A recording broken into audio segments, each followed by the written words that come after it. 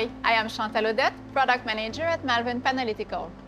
And I'm Jérémie Asselin, Application Specialist for XRF and SPE.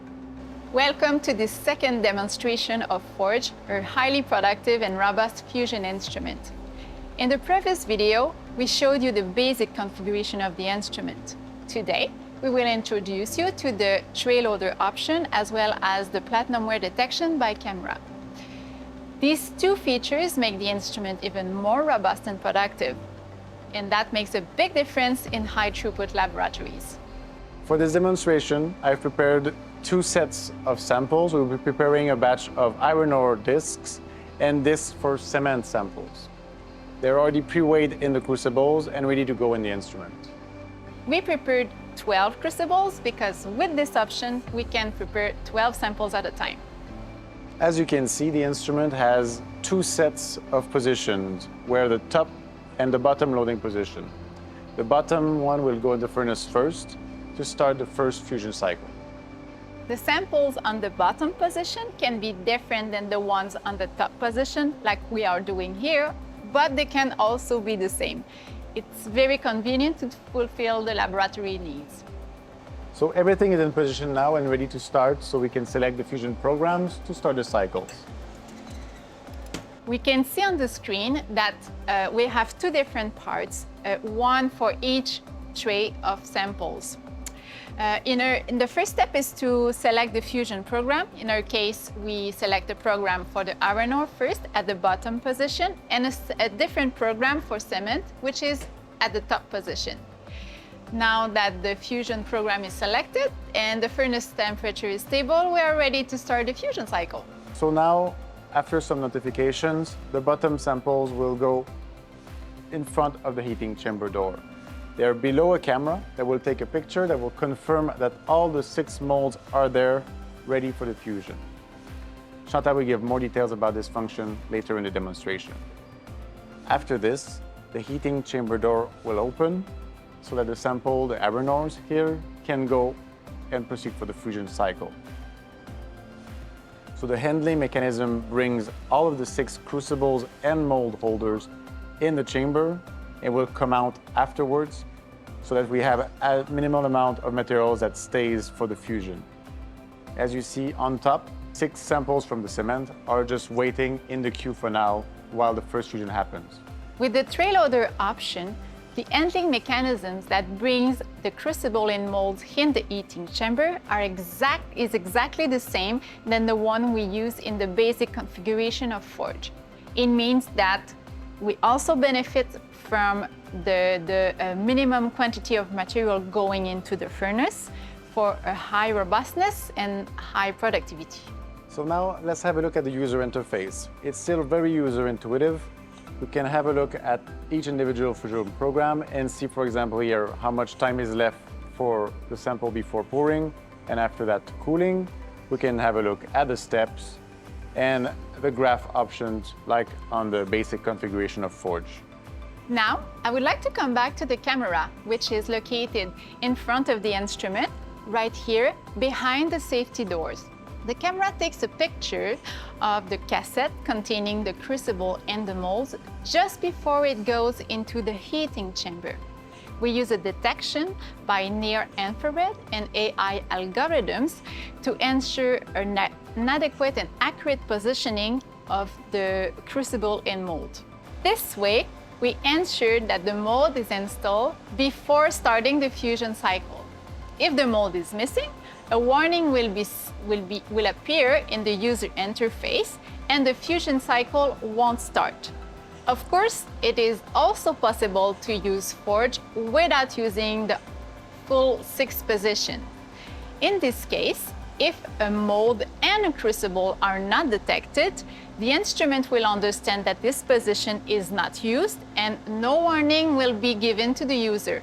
So now let's get ready for the pouring of our first batch of 6 samples, which are iron ore samples.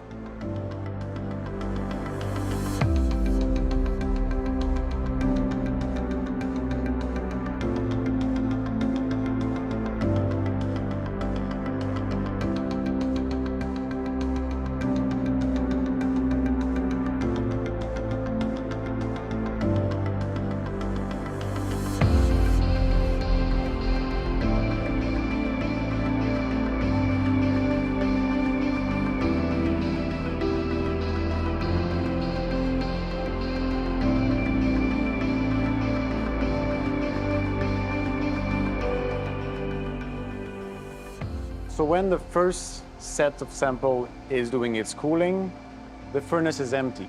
So we can have the second set of crucibles go into the heating chamber now.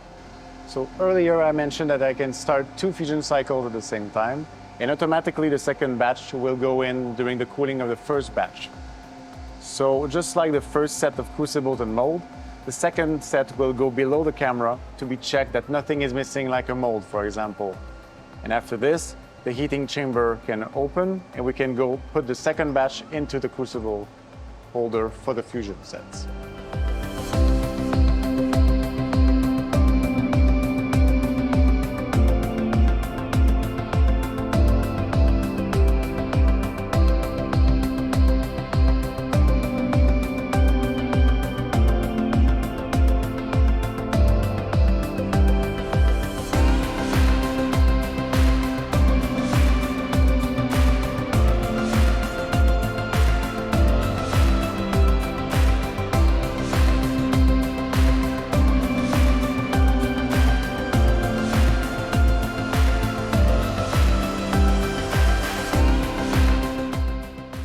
The tray loader option really maximizes the use of the furnace.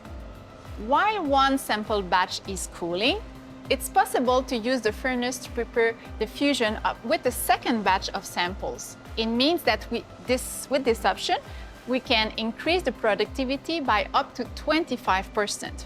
And all of this can be done without using more bench space. But productivity isn't pushing aside safety, right, Jérémie? Yes, Chantal. So while the discs are cooling now, the cabinet doors are locked, so we can't open them. So this is really a cold-to-cold operation. We will have access to the disc when they're really solidified and stable for XRF analysis. Now we can just let the instrument finish the second fusion cycle. But really, to maximize the productivity with the tray loader, we could also install 6 new crucibles with new flux and samples. And I think Jérémie is ready for it. Yes, indeed. We have 6 discs now ready to be collected, and we can switch the crucibles with the one I have ready here.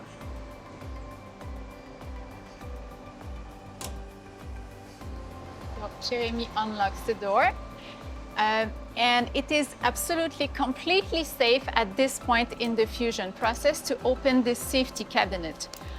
Because if the cabinet is open, absolutely no part inside the instrument will move and the furnace door won't open. So it's absolutely safe for the operator to pick up the disc and to install 6 new crucibles with another batch of samples. Now that all 6 crucibles and molds are installed, I can safely close the cabinet and lock it, and now proceed to select which program I want to run for this new set of samples, which is another set of cement sample again. So I can just start, confirm that the molds and crucibles are there, which will be again checked by the camera, and here we go, queuing this new program. So let me do a recap of the instrument status. At first, Jérémie loaded 12 samples, and the first 6 samples, which were iron ore samples, have been poured, and Jérémie retrieved the glass disc. While the first batch of samples was cooling, the second batch of samples, the cement samples, went into the furnace for the fusion process. Meanwhile, Jérémie removed the first set of crucible and disc and installed a third set of samples that are now waiting for the fusion process. We are now ready for the pouring of the second batch, which are the cement samples.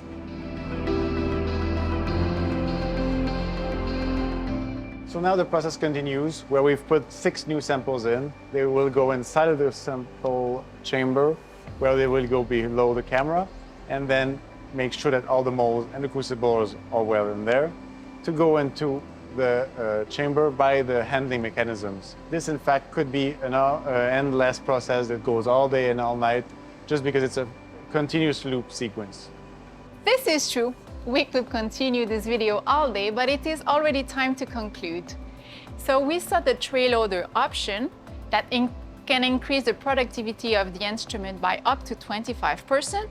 And we also explain you the platinum wear detection by camera option.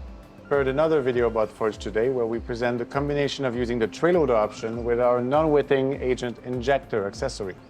Thanks for watching us.